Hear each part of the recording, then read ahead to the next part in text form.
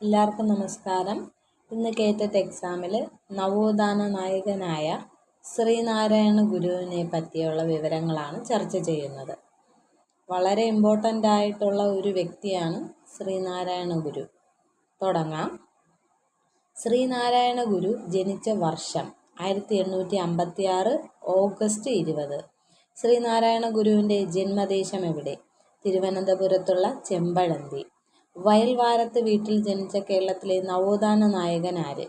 ശ്രീനാരായണ ഗുരു. കേരള നവോത്ഥാനത്തിൻ്റെ പിതാവ് എന്നറിയപ്പെടുന്നു.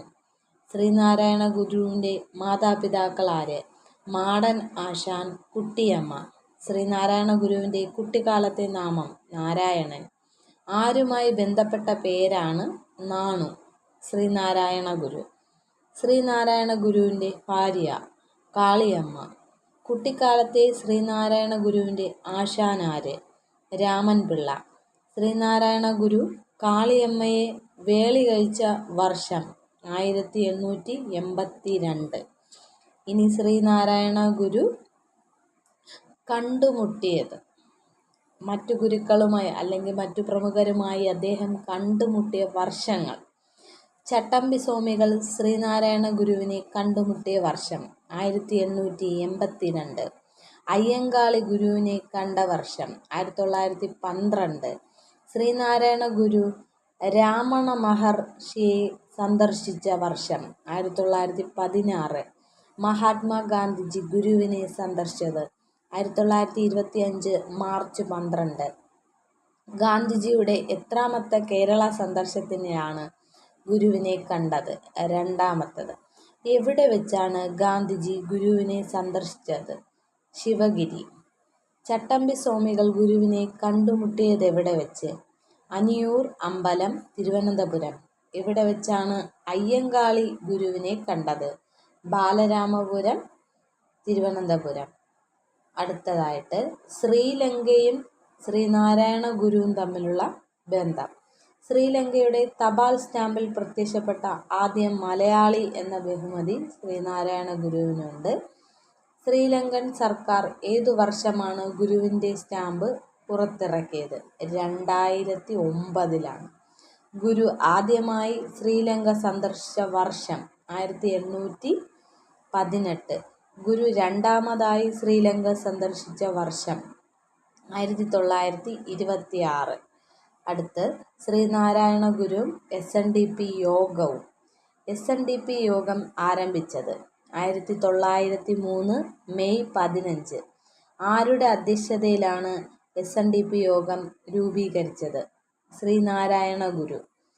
SNDPയുടെ ആദ്യ പ്രസിഡന്റ് ശ്രീനാരായണ ഗുരു. SNDPയുടെ ആദ്യ സെക്രട്ടറി കുമാരനാശാൻ.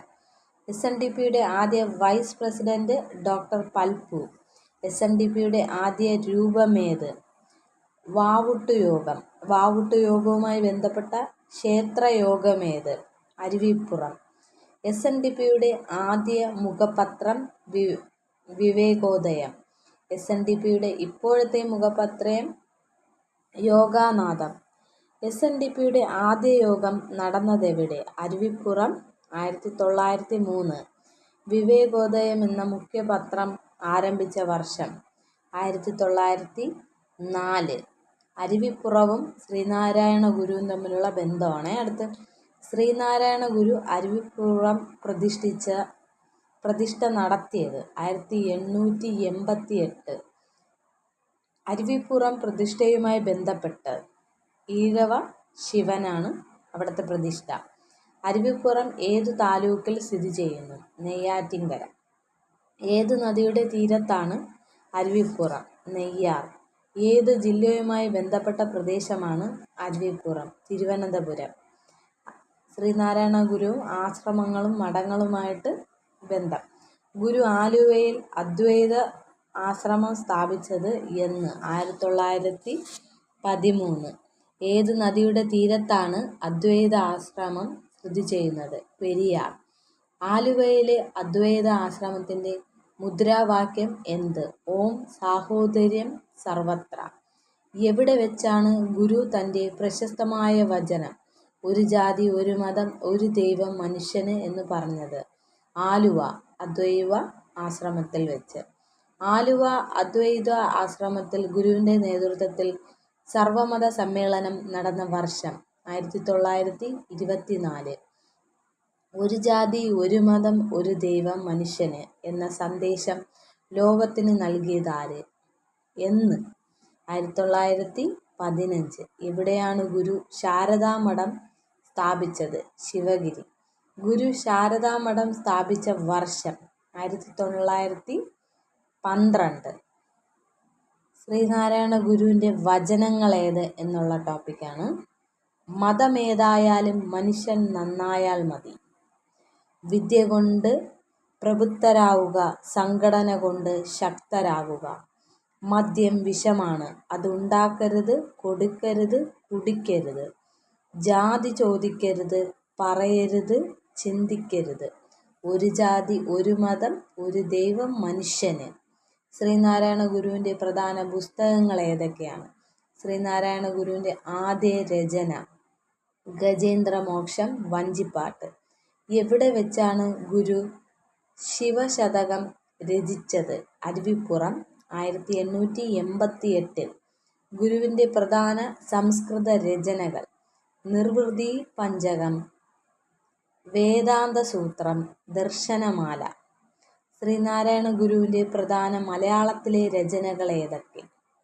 ദൈവദശകം, ശിവശതകം, ജാതി നിർണയം, കാളീനടനം, ഇന്ദ്രിയ വൈരാഗ്യം, ശ്രീകൃഷ്ണ ദർശനം, ജാതി മീമാംസ, അദ്വൈത ദീപിക, കുണ്ടലിനി പാട്ട്. ഇന്ത്യൻ തപാലുമായി ശ്രീനാരായണ ഗുരുവിൻ്റെ ബന്ധം. തപാൽ സ്റ്റാമ്പിൽ പ്രത്യക്ഷപ്പെട്ട ആദ്യത്തെ മലയാളി ശ്രീനാരായണ ഗുരുവാണ്. ഗുരു ഇന്ത്യൻ തപാൽ സ്റ്റാമ്പിൽ പ്രത്യക്ഷപ്പെട്ട വർഷം 1967. 100, 150 പറഞ്ഞ് ഒരു വാർഷികത്തിനെ പറ്റിയൊക്കെയാണ് പറയണത്. ശ്രീനാരായണ ഗുരുവിൻ്റെ സമാധിയുടെ 150-ാം വാർഷികം ആചരിച്ചത് 2006. ഗുരു ദൈവദശകം രചിച്ചതിൻ്റെ 100-ാം വാർഷികം ആചരിച്ചത് 2014.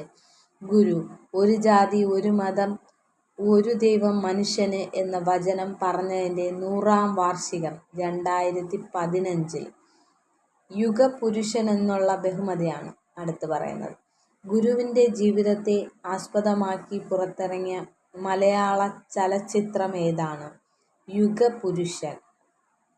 യുഗപുരുഷൻ എന്ന ചലച്ചിത്രം സംവിധാനം ചെയ്തത് ആര്? ആർ. സുകുമാരൻ. യുഗപുരുഷൻ ഗുരുവായി വേഷമിട്ടത് താലേ വാസൽ വിജയ്.